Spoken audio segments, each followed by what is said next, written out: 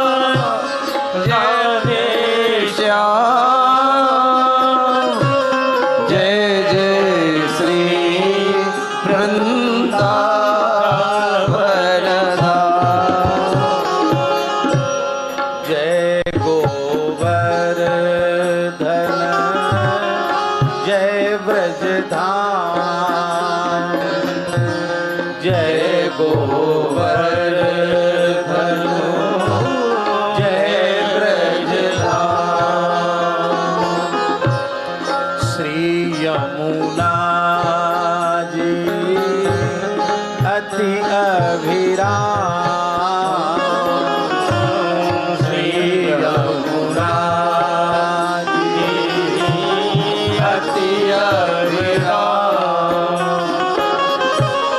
जय गौ माता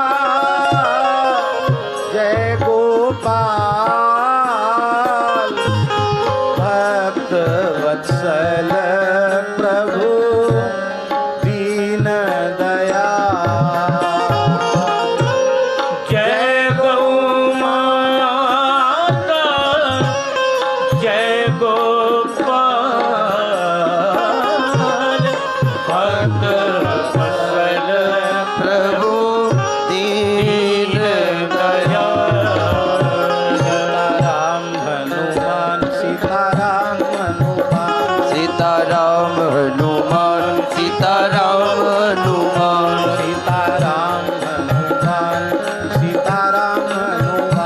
सीताराम हनुमान सीताराम हनुमान सीताराम हनुमान सीताराम हनुमान सीताराम हनुमान सीताराम हनुमान सीताराम हनुमान सीताराम हनुमान सीताराम हनुमान सीताराम हनुमान सीताराम हनुमान श्री राम जय जय राम श्री राम जय जय राम श्री राम जय राम जय जय राम श्री राम जय जय श्री राम राजा सरकार की जय श्री ओरछा धाम की जय श्री वेत्रवती गंगा की जय श्री बागेश्वर धाम की जय श्री बालाजी महाराज की जय श्री वृंदावन धाम की जय श्री गिरिराज महाराज की जय श्री यमुना महारानी की जय श्री 84 कोस ब्रजमंडल धाम की जय यज्ञेश्वरी जगत जननी गौ माता की जय अखिल गोवंश की जय वैदिक सनातन हिंदू धर्म की जय वैदिक सनातन हिंदू धर्म की जय वैदिक सनातन हिंदू एकता पद यात्रा महामहोत्सव की जय पंडित श्री धीरेन्द्र कृष्ण शास्त्री जी की जय सब संतन की जय सब विप्रन की जय सब भक्तन की जय जय जय श्री राधे श्याम जय जय श्री सीताराम हर हर महादेव हरिशरणम अनंत कोटि ब्रह्मांड नायक सर्वेश्वर परात्पर परब्रह्म असंख्येय दिव्यानंत कल्याण गुणगण निलय निखिल हेय प्रत्यनीक भक्तवांछा कल्पतरु भक्तवत्सल शरणागत वत्सल महाराजाधिराज गौ ब्राह्मण प्रतिपालक साक्षात धर्म विग्रह श्री राम राजा सरकार को उनके परिकर सहित साष्टांग प्रणाम निवेदित करते हुए उन्हीं के अनुग्रह विग्रह अनंत बलवंत श्री हनुमान जी के चरणों में सादर साष्टांग प्रणाम करते हुए श्री बागेश्वर महादेव जी एवं श्री बालाजी एवं उस पवित्र सिद्धस्थल में जो अपनी शक्ति सामर्थ्य से हिंदू वैदिक सनातन धर्म का उद्घोष पूरे विश्व में व्याप्त कर रहे हैं, ऐसे परम सिद्ध संत श्री सन्यासी बाबा एवं श्री दादा गुरु जी, उन सब को हम प्रणाम करते हैं, क्योंकि उनकी शक्ति से युक्त होकर ही हमारे अत्यंत प्रिय वात्सल्य भाजन श्री धीरेन्द्र कृष्ण शास्त्री जी आज पूरे विश्व में वैदिक हिंदू सनातन धर्म की अलख जगा रहे हैं। और हम उस पूरी पवित्र परंपरा से राम राजा सरकार से हनुमान जी से प्रार्थना करते हैं कि किसी की नजर गुजर हमारे धीरेन्द्र कृष्ण शास्त्री जी को न लगे। ये ऐसे ही निरंतर इस पथ पर चलते चले जाएं। हमारे अत्यंत निकट श्री अयोध्या से श्री रंग महल वाले पूज्य श्री महाराज जी विराजमान हैं, जो श्री रामानंद संप्रदाय में श्री सीताराम जी की मधुर उपासना का प्रवर्तक पीठ है। ऐसे आचार्य पीठ के श्री रंग महल वाले महाराज जी के चरणों में हम दंडवत प्रणाम करते हैं। हमारे अत्यंत निकट श्री हनुमान जी की ओर से, हनुमान गढ़ी से तो कोई ना कोई हनुमान जी का पार्षद रहना ही चाहिए। तो हनुमान जी के प्रतिनिधि के रूप में महंत श्री राजू दास जी महाराज हनुमान गढ़ी से हम हृदय से बहुत अधिक आह्लादित हैं कि पूरी यात्रा में आप कंधे से कंधा लगा करके और हमारे धीरेन्द्र कृष्ण शास्त्री जी के एकदम अभेद्य कवच बन करके, सुरक्षा कवच बन करके उनके साथ चल रहे हैं। ये निश्चित ही भाग्यशाली हैं कि संतों का ऐसा वात्सल्य इन्हें प्राप्त है। उनके निकट हमारे श्री अर्पित दास जी तो हम इनको नहीं कहेंगे, हम कहेंगे श्री रामार्पित दास जी, क्योंकि रामार्पित होने में लाभ है या कृष्णार्पित होने में लाभ है या हनुमद अर्पित दास जी थोड़ा लंबा हो जाएगा। तो श्री रामार्पित दास जी महाराज हमारे अयोध्या वाले स्वामी जी, हमारे भैया बहुत सुंदर जिन्होंने अपना वक्तव्य दिया, कालपी वाले स्वामी जी, और हमारे अत्यंत प्रिय श्री मृदुल कांत शास्त्री जी, जो वस्तुतः एक अद्भुत क्रांति आपके मन में है और हिंदू की पीड़ा जो इनके मन में है, हिंदुओं का संगठन हो, हिंदुओं की शक्ति बढ़े, ऐसी भावना आपकी निरंतर बनी रहती है। यद्यपि कहने वाले कुछ अपने अपने मन की उटपटांग टिप्पणी भी इनके विषय में कर देते हैं, लेकिन धन्य है आप वर्तमान समय को देखते हुए और वैदिक हिंदू सनातन धर्म की पीड़ा का अनुभव करते हैं। इससे हमारा मन बहुत प्रसन्न है और आपकी पीड़ा से हम सहमत हैं, पर ये चाहते हैं कि यह पीड़ा केवल मृदुल कृष्ण शास्त्री जी की नहीं, यह पीड़ा प्रत्येक श्रीमद् भागवत के उपासक वक्ता की होनी चाहिए, प्रत्येक वक्ता की ये पीड़ा होनी चाहिए। हमारे ब्रजदास जी ने भी बहुत सुंदर आज अपना नाम, इनका वक्तव्य तो हमने पहली बार ही सुना, लेकिन ये तो हमारे अपने ही हैं। मान मंदिर के संबंध से हमारे ब्रज की विशिष्टतम शोभा, विशिष्टतम विभूति, श्री जी के परम कृपा भाजन परम पूज्य श्री मान मंदिर वाले महाराज जी हमारे ब्रज के सिरमौर संत हैं, और उन्होंने वहां से भेजा है तो समझो राधा रानी की कृपा और पूज्य बाबा की कृपा करुणा लेकर के हमारे ब्रजदास जी महाराज पधारे हैं। श्री इंद्रेश जी ने इतना सुंदर समयोचित वक्तव्य दिया कि अनेक लोगों के मन में अनेक तरह की बातें आ रही थी। यदि उन्होंने आज के इंद्रेश जी के वक्तव्य को सुना होगा, ईमानदारी से सुना होगा, ध्यान से सुना होगा, तो सब लोगों का संदेह, शंका समूल निरस्त हो जानी चाहिए, ऐसा हम अपने मन में विश्वास व्यक्त करते हैं। अभी एक बात बड़ी जोर शोर से चल रही है, प्रत्यक्ष में प्रमाण की आवश्यकता नहीं है, कि बागेश्वर धाम वाले महाराज के चरणों में छाले आ गए। श्रीमद् भागवत का 9वां स्कंध का श्री रामचरित्र का एक श्लोक है, उसका चिंतन प्रत्येक हिंदू को करना चाहिए, प्रत्येक सनातनी को करना चाहिए। और यदि हमसे कोई पूछे कि श्रीमद् भागवत में जो शुक रामायण है उसमें आप सर्वोपरि रामचरित्र का सुखदेव जी का भाव कौन सा मानते हैं? तो हम तो हृदय से नहीं, हम रोम रोम से कहेंगे कि शुक रामायण के रामचरित्र में हम इसी को रामचरित्र का प्राण मानते हैं। आप लोग कहेंगे वो कौन सा श्लोक है? आप सब भागवत के उपासक हैं, आप सबको याद है, स्मारय त्वाम न शिक्षय। हाँ, बहुत प्यारा श्लोक है शास्त्री जी, इसको कंठस्थ भी कर लेना और ये बोलने लायक श्लोक है। स्मरताम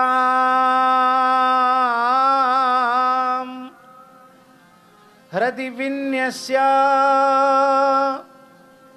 विद्धं दंडक कंटकैः स्वपाद पल्लवं रामः आत्मज्योतिरगात्ततः।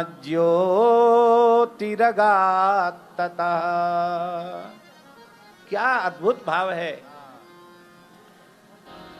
सारे भाव न्यौछावर हैं सुखदेव जी के इस भाव के ऊपर। भगवान श्री राम ने अपने उपासक स्मरण करने वाले भक्तों के हृदय में उन चरणों को विराजमान नहीं किया जो श्री जानकी कर सरोज लालित हैं,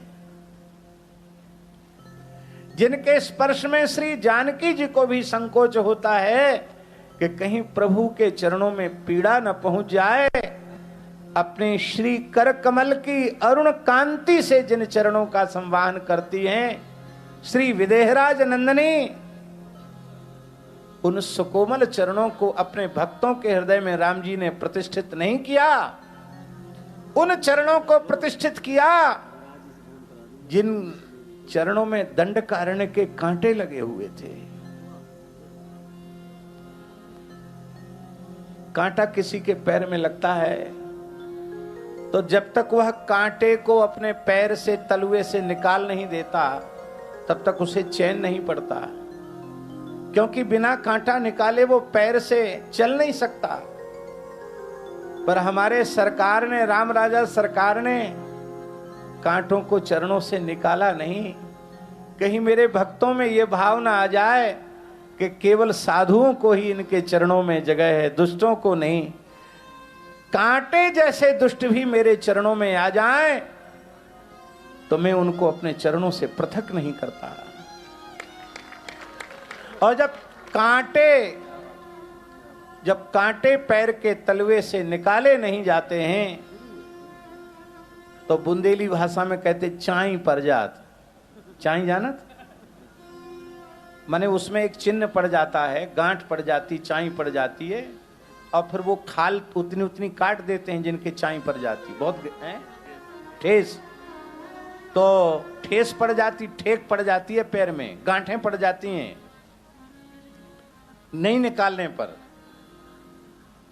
तो उन सुकोमल चरणों में कहीं कहीं गांठें थीं, तो उन गांठों को राम जी ने स्थायी क्यों, जैसे भृगुलता को अपने वक्ष पर जगह दी, ऐसी उन कांटों की गांठों को राम जी ने अपने चरणों में जगह क्यों दी? कि मेरे भक्त जब मेरे चरणों का ध्यान करेंगे और चरण तल में उन्हें गांठें दिखाई पड़ेंगी तो वे रो पड़ेंगे कि इन सुकोमल चरणों में ये गांठें कहां से आईं।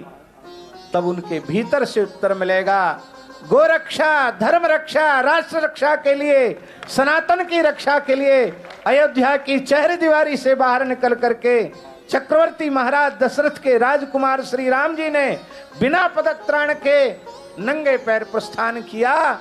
यदि हम राम जी के दास हैं, राम जी के सेवक हैं, राम जी के भक्त हैं, तो अपनी सुख सुविधाओं को तिलांजलि दे करके धर्म के रक्षा के लिए, गो रक्षा के लिए कांटों से भरे हुए रास्तों पर भी हमें चलना चाहिए और अपने पैरों में गांठों को सहर्ष पूर्वक स्वीकार करना चाहिए। चाहे पैर में कांटे आवें और चाहे पैर में छाले आवें। भैया हमारी प्रार्थना तो ये है, ये छाले केवल धीरेन्द्र कृष्ण शास्त्री के चरण तल में नहीं पड़ने चाहिए, ये प्रत्येक हिंदू के चरण तल में पड़ने चाहिए। इस पीड़ा से सबको प्रभावित होना चाहिए। इस यात्रा का नाम है सनातन हिंदू एकता पद यात्रा, यही नाम है ना। सनातन शब्द का अर्थ क्या है? व्याकरण शास्त्र में सना और सनत ये दो अव्यय हैं। सना और सनत दोनों अव्यय हैं और दोनों से एक ही शब्द निष्पन्न होता सनातन। सनत सनत भवः सनातन और सना भव सनातन, ये दोनों व्युत्पत्ति हैं। शब्द एक सा बनता है पर अव्यय दो हैं, सना और सनत। अर्थ भी दोनों का एक ही है, पर एक में तकार इत संज्ञक है और दूसरे में तकार नहीं है। तो तकार इत संज्ञक जहां होता है वहां वेद में उसका लाभ हो जाता है तित स्वरितम।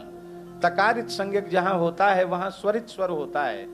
तो वेद में क्या उदात्त है, क्या अनुदात्त है, क्या स्वरित है, ये उसको उस सूक्ष्म बोध कराने के लिए सनत अव्यय है। बाकी दोनों का अर्थ एक ही है। सना का अर्थ है सदा, सदा भवः सनातनः, जो सदा सर्वदा रहे, स्थित रहे, माने जिसकी त्रैकालिक सत्ता निरंतर विद्यमान रहे, निरंतर वर्तमान रहे, उसी का नाम है सनातन। और ये सनातन शब्द किससे प्रमाणित है? ये सनातन शब्द वेद से प्रमाणित है। क्यों? वेद भी सनातन है। वेदो नारायण साक्षात स्वयंभूरिति शुश्रुम। तो स्वयंभू का अर्थ क्या है? स्वयंभू, स्वयंभू इत्यस्य को अर्थ, स्वयंभू इत्यस्य अर्थ सनातनः। वेद सनातन है। क्यों सनातन है? क्योंकि यस्य निश्वसितम वेदाः ब्रह्मांडम च कलेवरम, भगवान का श्वास प्रश्वास वेद है। क्योंकि तर्क में निष्ठा नामक दोष है। तर्क बुद्धि के बल पर किया जाता है और हम ये घोषणा नहीं कर सकते कि हमसे बड़ा बुद्धिमान धरती पर पैदा ही नहीं होगा। हमसे बड़ा बुद्धिमान होगा, हमारी बात का खंडन करके अपनी बात रख देगा।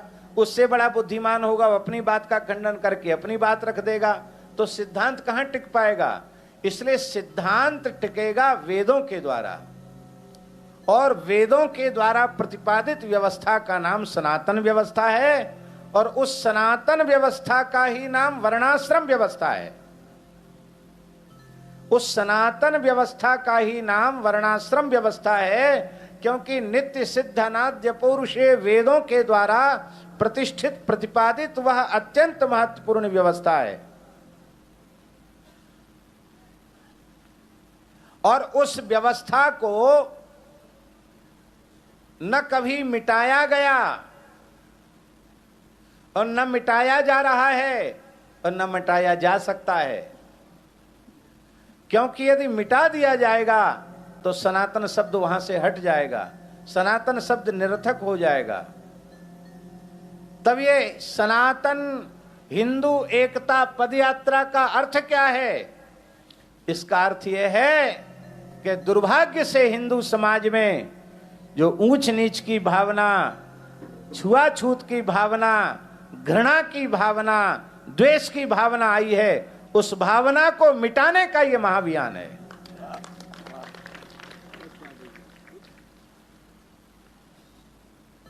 देखो, वर्ण व्यवस्था, आश्रम व्यवस्था माने बिना काम नहीं चलेगा। आप इसे मिटा देंगे तो वैकल्पिक ब्राह्मण बनाना पड़ेगा, वैकल्पिक क्षत्रिय बनाना पड़ेगा, वैकल्पिक वैश्य बनाना पड़ेगा, वैकल्पिक शूद्र बनाना पड़ेगा, वैकल्पिक ब्रह्मचारी, गृहस्थ, वानप्रस्थी, सन्यासी भी बनाना पड़ेगा। और जब विकल्प तब होता है जब मूल तत्व उपलब्ध न हो, और जब मूल में सब कुछ उपलब्ध है तो विकल्प कहां से आएगा? और ये रहेगी व्यवस्था। हमारे पुराणों में लिखा है कि कलयुग का जब अंतिम चरण होगा, कुछ आयु ही शेष रह जाएगी कलयुग की, तब संभलक ग्राम में विष्णुयश ब्राह्मण के यहां भगवान कल्कि का अवतार होगा।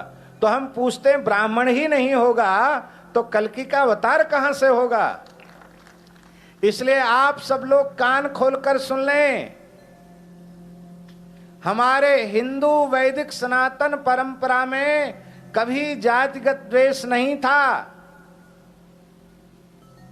घृणा नहीं थी, भेदभाव नहीं था। तब आप कहेंगे ये उपज कहां से आई, ये बीमारी लगी कहां से? जब इन म्लेच्छों ने, विधर्मियों ने भारत की धरती पर पैर रखा तो उनकी समझ में आया कि इस समाज को मिटाने की सामर्थ्य धरती के आदमी में नहीं, आकाश के देवताओं में नहीं है। ब्रह्मांड की कोई शक्ति भारतवर्ष को मिटा नहीं सकती। इसको कैसे मिटाया जाए? बोले इनमें भेद डालो। तब उन्होंने ये छुआछूत, ऊंच नीच, ये सब भेद डालने मुगल काल में शुरू हुए। हम आपसे पूछते हैं क्या मुसलमानों में जाति भेद नहीं है? सैयद ब्राह्मण हैं, पठान क्षत्रिय हैं, शेख वैश्य हैं और खां मुसलमान, खां शूद्र हैं। हमको वह मत पंथ बताओ जिसमें व्यवस्था न हो। पर दुर्भाग्य की बात है, ना हमें दूसरों का ज्ञान है, ना हमें अपना ज्ञान है। और इसी फूट डालो राज करो, ये नीति मुसलमानों ने अपनाई और मुसलमान सफल हुए। इसके बाद अंग्रेज आए, उन्होंने तो खुल्लम खुल्ला हिंदू समाज को जितना अधिक से अधिक वे बांट सकते थे, अंग्रेजों ने उनको बांटा। हमारे श्रीधाम वृंदावन की एक दिव्य विभूति, जिन्हें हम इस युग का वशिष्ठ मानते हैं, विश्वामित्र मानते हैं, पूज्यपाद प्रातः स्मरणीय गुरुदेव पंडित श्री राजवंशी द्विवेदी जी, धर्म संघ वाले गुरु जी, धर्म संघ वाले गुरु जी की बात कह रहे हैं आप। इससे ऊंची बात आप कोई प्रमाणिक आपको कोई कह नहीं सकता है। धर्म संघ वाले गुरु जी कहते थे कि आपका हिंदू, जिसे आप अंत्यज कहते हैं, अस्पृश्य कहते हैं, वो ईसाई बन गया तो भाई साहब हो गए। वे आपके घर में घुसने के अधिकारी हो गए, आपके बर्तन में खाने के अधिकारी हो गए, आपकी छुआछूत खत्म हो गई, क्योंकि वो भाई साहब हो गए, ब्रदर हो गए। वो सिस्टर हो गई, वो ब्रदर हो गए। और आपका ही व्यक्ति, जिसे आप अस्पृश्य अंत्यज कहते हैं, वो मुसलमान हो गया तो चच्चा हो गए, मियाँ जी हो गए। वे सब जगह घुस सकते हैं, सबको छू सकते हैं, और उसे आप नहीं छूते। तो गुरुजी कहते थे, धर्म संघ वाले गुरुजी, मैं झूठ नहीं बोलता और मैं गलत बोल रहा हूं तो वृंदावन के हमारे सब ब्रजवासी बैठे हमारो कान पकड़ सकें कबहू, क्योंकि हम तो इनके बालक हैं। ब्रजवासियों को अधिकार है हमारा कान पकड़ सकते हैं। गुरुजी कहते थे कि यदि हिंदू को आप अस्पृश्य मानकर उससे 4 हाथ की दूरी रखते हैं धीरेन्द्र जी, तो मुसलमान से ईसाई से 20 हाथ की दूरी रखो। और यदि ईसाई मुसलमान से तुम दूरी नहीं रखते, जो गोमांस भक्षी है, जो भारतीय सभ्यता संस्कृति का घोर दुश्मन है, उससे यदि आप उसके प्रति आपके मन में अस्पृश्यता का भाव नहीं है, तो आप अपने ही व्यक्ति को दूर क्यों करते चले जा रहे हैं?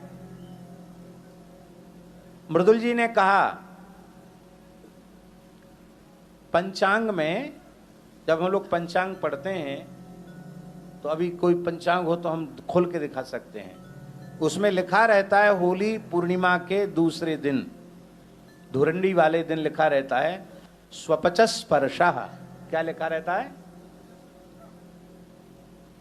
पंचांग में लिखा रहता है स्वपचस स्पर्शः।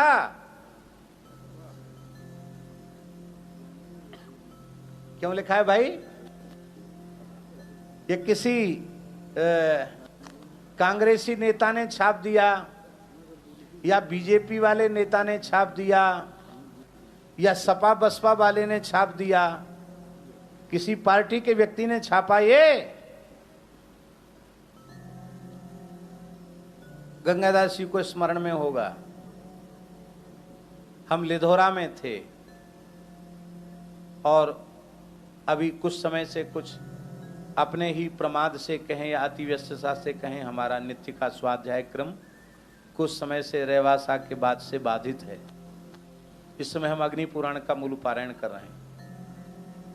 पूरी 1-1.5 महीने 2 महीना से छूटा हुआ है लगभग, वो पारायण नहीं कर पा रहे हैं। दुख की बात है। स्कंद पुराण में लिखा है, होली के दूसरे दिन उच्च कुल में उत्पन्न ब्राह्मण अथवा कोई भी व्यक्ति झाड़ूदार, भैया जी, बिरदुल जी, सफाई कर्मी झाड़ूदार हमारा जो अपना भाई है, उसको बुलाकर उसके मस्तक पर अबीर का, गुलाल का तिलक करे, उसको वस्त्र दे और उसको दक्षिणा दे, और उसको यदि स्पर्श करे तो वर्ष भर के लिए वो निरोग रहता है। और ये और लिखा है, शरीर में सारसप तेल का मर्दन करके उससे मिले। तो हम वहां थे, हमने रात्रि में ही वो पाठ पढ़ा था पुराण में, भगवान व्यास की वाणी है ये। तो हमने इनको, तुमको कहा, ये कमलेश जी मिश्रा है, इनको मैंने कहा गांव के जो सफाई कर्मी भाई हैं उनको बुलाओ। तो लोग थोड़े से घबरा, बुंदेलखंड है ना, लोग थोड़े से घबराए कि महाराज क्यों बुला रहे हैं, क्या जरूरत पड़ गई, बुलाओ तो सही। वो भी बेचारे बड़े संकोच में थे। वे आए, हम गए, हमने उनको तिलक लगाया, 1000-1100 रुपये दक्षिणा दी, वस्त्र दिए, और उसको जब हृदय से लगाया तो हमसे बोला, महाराज हम पांव पर सकत, हमने कि मूड धर के पल्ल्यो। क्या कहा? हम पांव पर सकत, बुंदेली में बोला, हम पांव पर सकत, हम के मूड धर के पल्ल्यो। मैंने कहा कोई रोको वाव नहीं, तुम डरो मत, पांव पल लो। हमारे यहां बुंदेलखंड में चाहे चर्मकार हो अथवा वंशकार हो, उसको भी बाबा, काका, मामा, नाना कहकर संबोधित किया जाता था। कहां से आई ये बात? इसलिए मेरी प्रार्थना है, नित्य सिद्ध अनाद्य पौरुषेय वेदों के द्वारा प्रतिष्ठापित वर्णाश्रम व्यवस्था की वैज्ञानिकता को हृदय से स्वीकार करते हुए इस भेदभाव, ऊंच नीच की अस्पृश्यता को मिटा करके और सब हिंदुओं को एक हो जाना चाहिए। यदि नहीं एक नहीं हुए, उसी का दुष्परिणाम है कि धर्म प्राण भारतवर्ष की धरती पर गाय कट रही है, और उसी का दुष्परिणाम है, हिंदू एक नहीं हुए, कि भारत माता के टुकड़े हो गए, एक बांग्लादेश हो गया, एक पाकिस्तान हो गया। राम राजा सरकार कृपा करें, हिंदू एकता ऐसी उपस्थित होवे कि देश के विभाजन की सीमा सदा सर्वदा के लिए समाप्त हो जाए। यह बहुत आवश्यक है। और अफगानिस्तान में जो तालिबानों का उपद्रव है, लगभग उसी दिशा में बांग्लादेश के शासक जा रहे हैं। और दुख की बात है, भारतीय लोग अभी बांग्लादेशियों को यहां घुसाते चले जा रहे हैं। हमें बहुत सुन करके बड़ी पीड़ा भी हुई और ये चिंता भी होने लगी। हमारे मृदुल जी ने कहा कि भाई वे तो भाग भाग कर यहाँ आ रहे हैं और सत्ता के कुर्सी के वोटों के लालची लोग उनके राशन कार्ड और उनके नागरिक प्रमाण पत्र बनाते चले जा रहे हैं। लेकिन जैसी स्थिति बांग्लादेश में है, ऐसी स्थिति भारतवर्ष में आई तो हम कहां जाएंगे? इसलिए भैया बहुत आवश्यक है। हमारे यहाँ ये केवल आज इस युग में बागेश्वर धाम वाले यह क्रांति कर रहे हैं, नहीं, ये अपने पूर्वाचार्यों के पद चिन्हों पर चल रहे हैं। ये समय की आवश्यकता है। जगत गुरु श्रीमदाद्य रामानंदाचार्य भगवान का आविर्भाव काल मैं 1256 मानता हूं। 1256 से 1300 के बीच में उनका आविर्भाव काल में मानता हूं। यदि ये न माना जाए तो इतिहास की संगति नहीं बैठती है, वो एक अलग विषय है। उस समय श्री रामानंदाचार्य जी ने चर्मकार कुल में उत्पन्न श्री रैदास जी को अपने 12 शिष्यों में 12 प्रधान शिष्यों में एक प्रधान शिष्य के रूप में स्वीकार किया। हाँ, वर्णाश्रम अभिमान तज पद रज बंदहि जासुकी, संदेह ग्रंथि खंडन निपुण बाणी विमल रैदास की। नापित जात के सैन जी को अपने 12 शिष्यों में प्रधान शिष्य के रूप में स्वीकार किया। कृषक वर्ग के धन्ना जाट को अपने 12 शिष्यों में स्थान दिया और अयोनिज प्रहलाद जी के अवतार सिद्ध संत श्री कबीरदास जी को, जिनका जुलाहों के कुल में पालन, जुलाहों के परिवार में पालन पोषण हुआ था, उन्हें अपना शिष्य बनाया।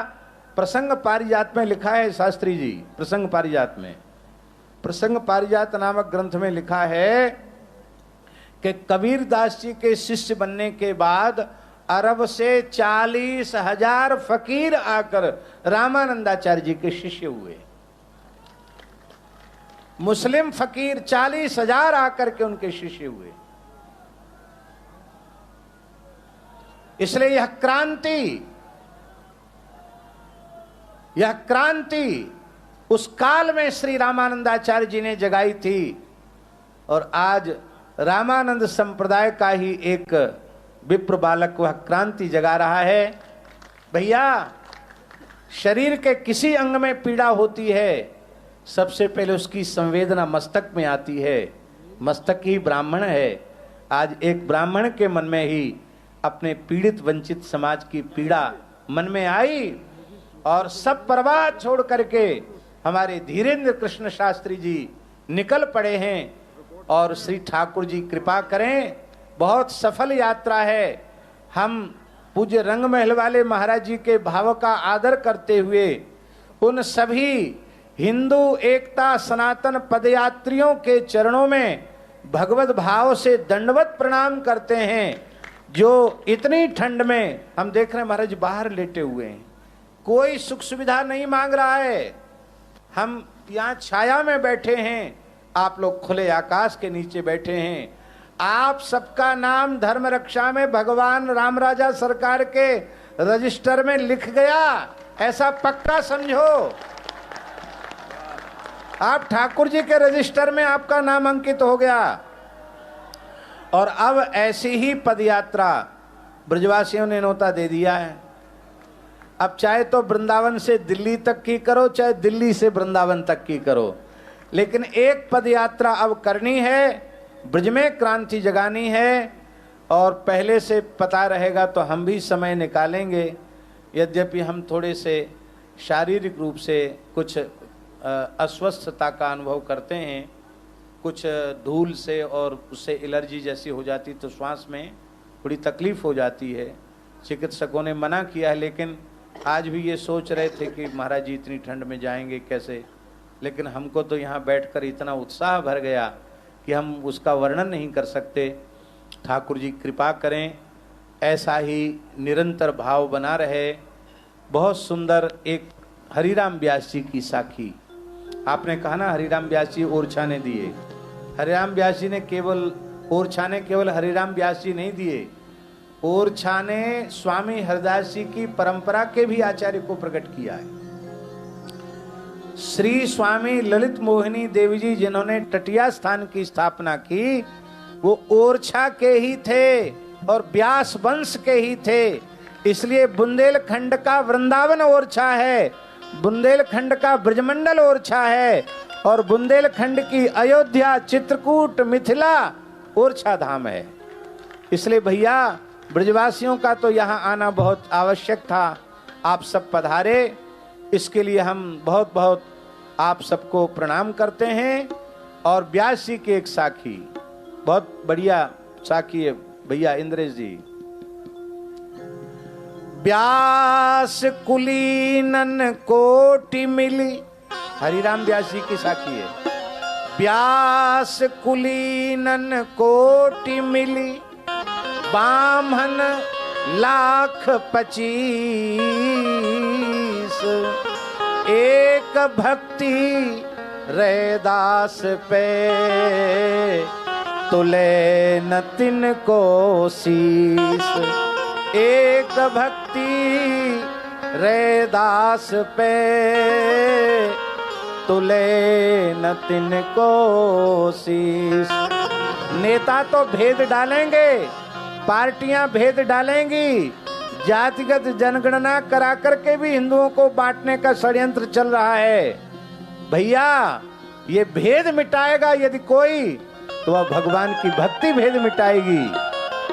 अहो बत स्वपचो तो गरीयान, यज्ञ हुआ ग्रहे वर्तते नाम तुभ्यम, ते पुस्तपस्ते जुहुबुहु सस्नुरार्या, ब्रह्मानुचुर्नाम गृह्णन्ति एते।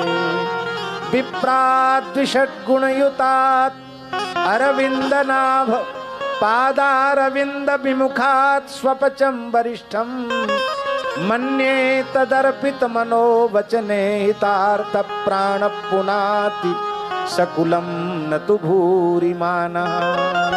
इसलिए भैया ज्यादा से ज्यादा भक्ति का प्रचार करो, सब एक हो जाएं। एक तो है ही हैं।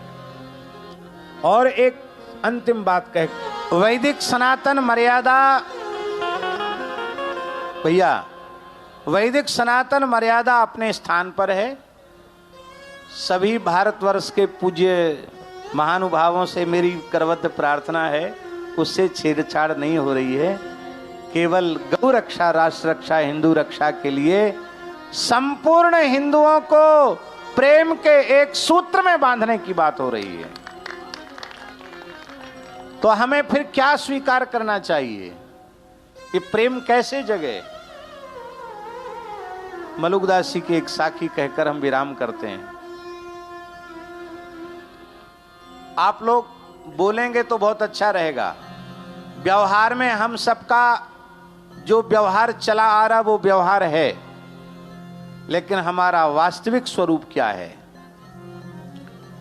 जाति हमारी आत्मा, बोलिए, जाति हमारी आत्मा। हम सब आत्म जाति के हैं।